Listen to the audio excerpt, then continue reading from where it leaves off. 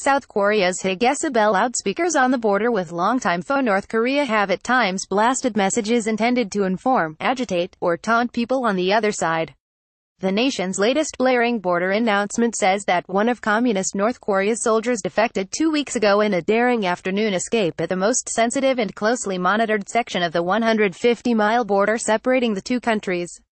The messages proclaim that the soldier, who was shot at least 4 times as he dashed over a military demarcation line and has been treated at a hospital near Seoul, is expected to recover from his injuries, according to South Korean military officials.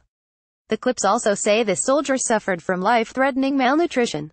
Officials said that while treating his gunshot wounds, doctors discovered that the soldier, 24, suffered from tuberculosis, hepatitis B and parasitic worms.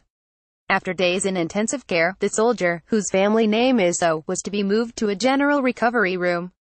Word of O's ill health could be an especially demoralizing message to North Korea's frontline troops and others within earshot of the speakers.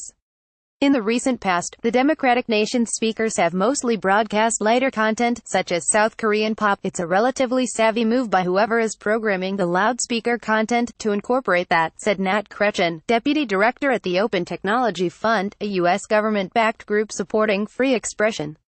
Certainly, that is a message that forward-deployed troops on the demilitarized zone will know is true, and also one that will probably hit home. Korea was divided when Japan's control over the country ceased at the end of World War II in 1945.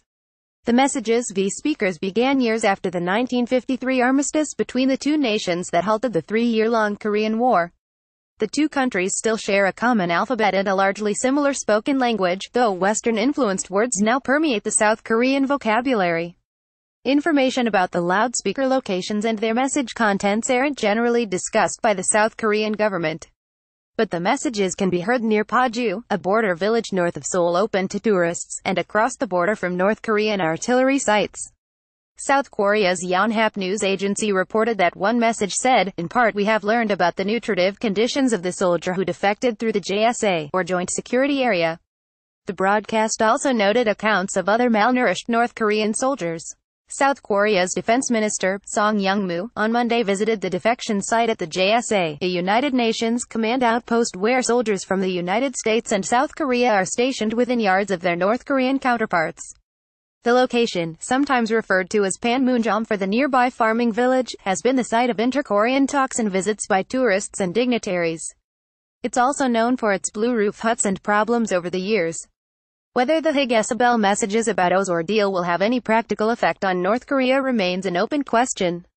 Other messages have prompted angry responses from the communist nation, which heavily restricts access by its 25 million residents to outside information. Some North Koreans do have access to state media, which often downplay troubling events and highlight what the government considers successes, such as its recent underground nuclear detonations and long-range ballistic missile tests. Such events, called provocations by the international community, violate United Nations resolutions and have prompted widespread economic sanctions aimed at North Korea, which is led by Kim Jong-un, the grandson of the country's patriarch. The tests in recent years have also heightened tensions between the United States, which has 28,500 troops in South Korea, a key ally in the region, and the North. Taunting and disparaging statements between Kim and President Trump in recent months have threatened to bring the two nations to the brink of war. The loudspeakers have been turned on and off over the years following inter-Korean agreements, but they began again after an 11-year break in 2015 following a landmine incident that maimed 2 South Korean soldiers. After a few weeks, South Korea agreed to switch them off, but resumed the program again following the September 2016 nuclear test. As of Monday evening, North Korea had yet to respond. On other occasions, the country's leadership threatened to shell the speaker installations. The speakers have not been attacked, but their reactions have been rhetorically vicious, said Melissa Hannum, a senior research associate at the James Martin Center for Non-Proliferation Studies in California who studies North Korea's weapons programs. "It definitely gets a strong reaction, which makes me think it has an effect on morale," Hannum said.